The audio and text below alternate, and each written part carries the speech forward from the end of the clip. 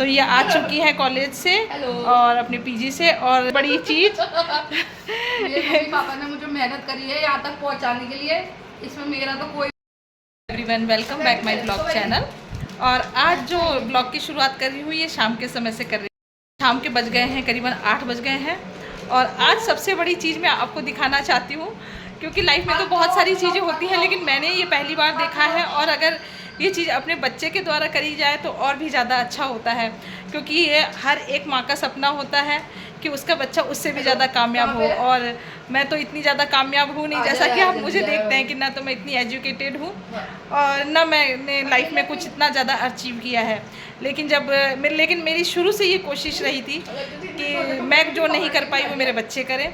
तो देखिए आज सबसे बड़ी चीज़, और पहले आप इनसे मिलिए जिनका ये अचीवमेंट है। तो ये आ चुकी है कॉलेज से और अपने पीजी से, और जो अचीवमेंट मिला है वो इनको ही मिला है। तो देखिए सबसे बड़ी चीज़ मेरे पापा ने मुझे मेहनत करी है यहाँ तक पहुँचाने के लिए, इसमें मेरा तो कोई भी रोल नहीं है। अगर वो मुझे पढ़ाते ही नहीं तो मैं ये बुक नहीं लिख पाती। हाँ, कैसा लग रहा है आपको इतने दिनों की मेहनत करके? बहुत अच्छा। कल इसका सबमिशन है और मेरी डिग्री हो जाएगी। और आप अपना नाम तो दिखा दो एक बार। देखिए आप देख सकते हैं, एक मिनट फ्लैश आ रहा है। देखिए ये हमारी बेटी के नाम से छपी है और कल इसको जमा करवानी है। तो आप देखिए, तो ये सब लाइफ का बहुत बड़ा अचीवमेंट होता है।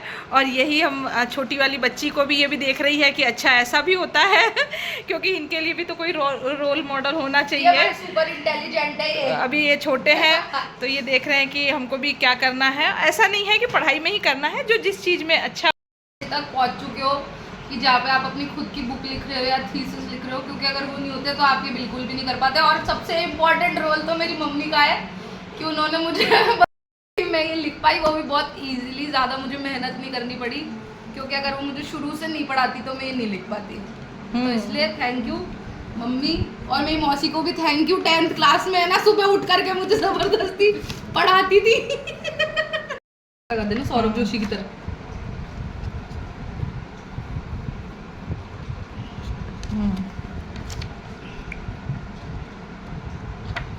सिग्नेचर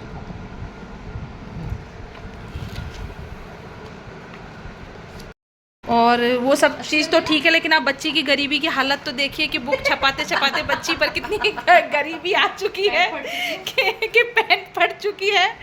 और आजकल तो आप देखते ही हैं कि जितनी ज़्यादा फटे हुए कपड़े उतने ही ज़्यादा महंगे। बच्चे कहते हैं, ऐसा ही कहते हैं कि आजकल जितनी ज़्यादा पापा बैठे हुए वो कह रहे हैं ये खुद से फटी हुई आई है, आपने खुद में फाड़ी है तो आजकल तो यही चलता है। और देखिए ये 3 बुक लेकर के आई हैं और शायद तीनों जमा होंगी। और अब तो पहले तो ये था कि नेट का पेपर इनका शायद जुलाई में लगने वाला था, जून या जुलाई में। तो इन्होंने बोला कि नहीं अभी नहीं देंगे, पहले ये एक बार इन चीज़ों से फ्री हो जाए और उसके बाद दिसंबर वाला नेट के पेपर के लिए बैठेंगी। और बार काउंसिल के लिए भी वो शायद दिसंबर वाले एग्ज़ाम के लिए बैठेंगी। इस बार अभी नहीं बैठी हैं, बोले एक बार थोड़ा सा ये कॉलेज वाले मास्टर्स के फ्री हो जाए। तो मुझे तो बहुत खुशी हो रही है। और इनके डैडी तो यहाँ है नहीं, इनके डैडी तो घर गए हुए हैं। तो जब वो आएंगे तब वो आपसे मतलब उनकी खुशी भी मैं आपको बताऊंगी कि बच्चे जब कामयाब होते हैं तो कितनी खुशी होती है।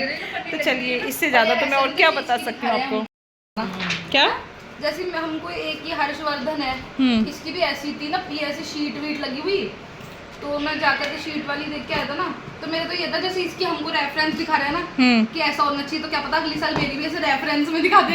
हाँ। ऐसी बनाना है, एक ऐसे लेके करना। तो फोटो खींचोगी तू ही ले पहले। नहीं बच्ची को बाद में। बच्ची अभी रुक जाओ, अभी